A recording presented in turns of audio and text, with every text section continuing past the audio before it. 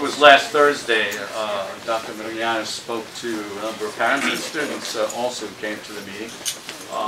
And obviously everybody's interested in Haiti, and I know you have direct contact and you have thoughts for us. And if in those thoughts you could point us in a direction where we could be helpful as a group. Thank you very much. Good morning. I am very happy to be here to be speaking to you about Haiti, unfortunately about the disaster that just happened.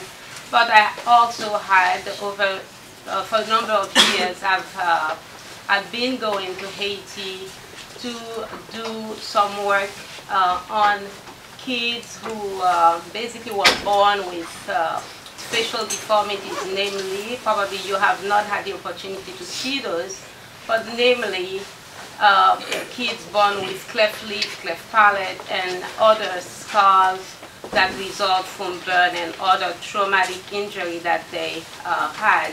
We usually travel on Christmas days and basically attempt at spending a week at the General Hospital in Haiti, in Port-au-Prince, to operate. I would do 5, 6, 7 cases a day, and unfortunately at the end of the week say goodbye to them.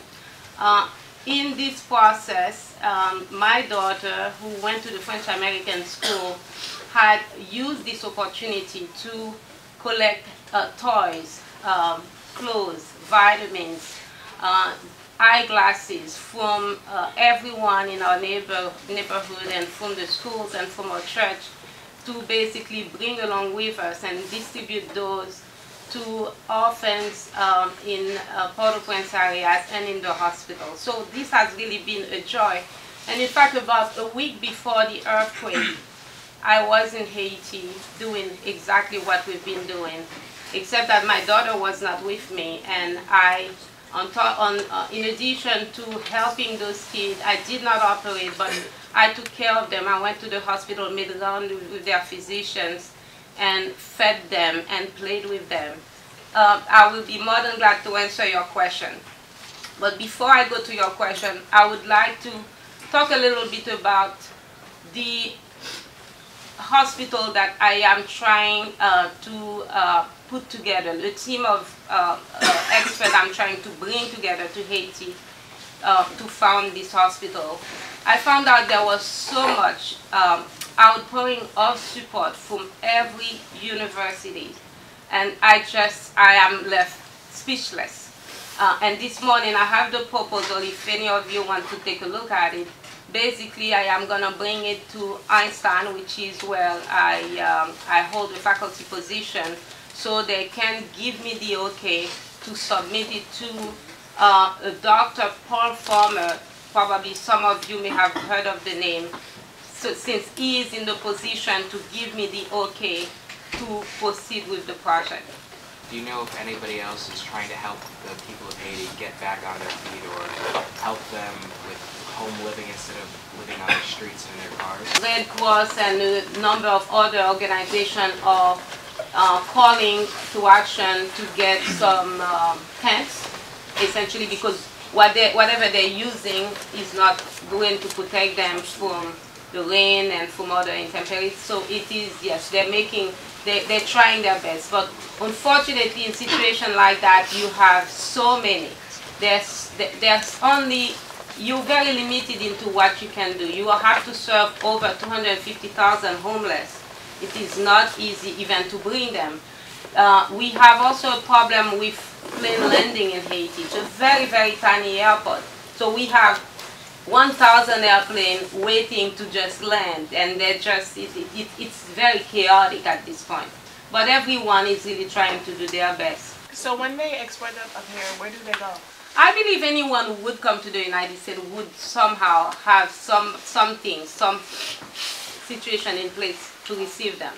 And so, you know, people go into Canada, so people go into, you know, I certainly, you know, I talk to my friends almost every day, and those who basically were not severely affected by the earthquake, I advise them to stay to participate in the reconstruction of the country. I think it's probably the best for the future of Haiti and for themselves. because those who basically are, you know, older individual who will not come to this country to either educate themselves or to work, it's going to be a burden on this government and a burden upon themselves. It's not an easy task to travel to another country and start life all over again. And I think this is one thing I stress every year when I go. I try to basically try to find some form of project for people to focus on so that they can help themselves, because coming to the United States is definitely not the answer. Find something, okay, whether it's just gonna be notebooks, whether it's gonna be vitamins, whether it's gonna be just go in and give your time to observe, to teach, and so on and so forth. Or just try to identify one family or one student or one kid that you can help. I can tell you what I have done over the years. Not only have I taken care of families, have I basically supported education at universities, but I've also sponsored orphanages. I've helped out with vitamins, such as this year I just wanted to bring vitamins because they were facing such a calamity. They were not eating properly. Although the vitamins might not be of help to us, we might not see the difference, you know, by eating and taking vitamins.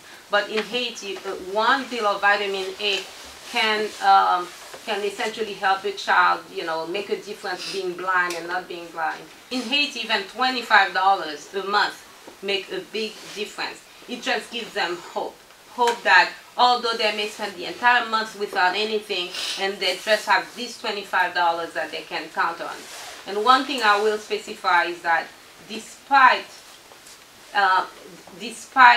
all that you see, they are basically find a lot of comfort when they see foreigners come in and help them and so on. And this is something that Haitian really likes, is to have hope.